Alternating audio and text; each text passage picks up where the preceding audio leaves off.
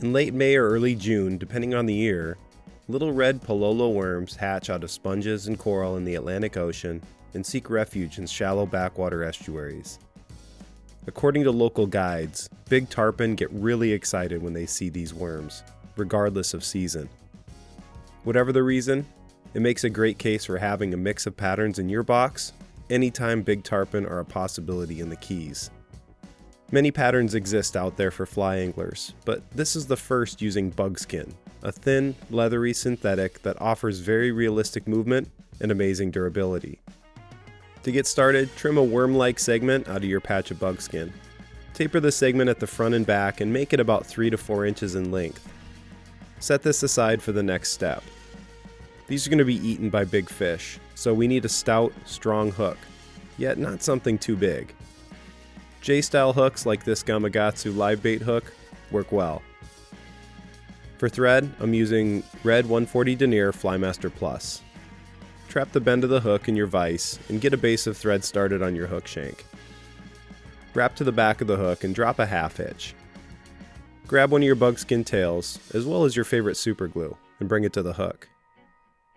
Add a dab of super glue on at the tie-in point before stacking the Palolo bugskin body piece right on top. Grab the bugskin with a loose thread wrap and slowly begin making securing wraps forward towards the eye of the hook. Do your best to not let the bugskin get folded up on itself or spun around the hook as you bring it forward. Once you get to the front, wrap back over the bugskin again towards the bend of the hook, and add 1 or 2 thread wraps under your Palolo tail before bringing your thread back to the eye. Alright, almost done. For the head of the fly, use a crystal chenille or diamond braid. With the thread at the eye of the hook, begin tying your material down along the hook shank, heading towards the original tie-in point at the rear. If you're using the chenille, make sure you pull the material away from the braided core to create a better tie-in point on the material. Once your thread and materials are tied down to the back of the hook, bring your thread up to the eye again and begin making consecutive wraps with the braid to form a shining, segmented section at the head of the fly. Add a few thread wraps to capture the material just behind the eye and trim off any excess. Cover any exposed tag material with thread before whip finishing and trimming the thread. Finally, add a small amount of UV epoxy or superglue to the head of the fly before calling it complete.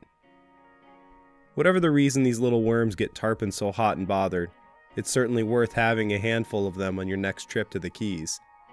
Toss them at spring and summertime bass during your off-season months for a different kind of fun. Larva Lace is all the materials you need to tie up some Palolo worms. Go to hagensfish.com or call the shop to get the best fly tying materials on the market. While there, check out our map of Larva Lace retailers to find a supplier near you. If your favorite fly shop needs to be added to the map, let us know. For a short video from a legendary Keys Flats guide on how to fish the Palolo worm imitation, go to the Fly Tying University Facebook page. Join the growing community for all fly tyers. Larva Lace is a proud partner of the Fish Stories Archive, preserving fishing stories for future generations. Thanks for tying with Larva Lace. Tight lines and well-tied flies.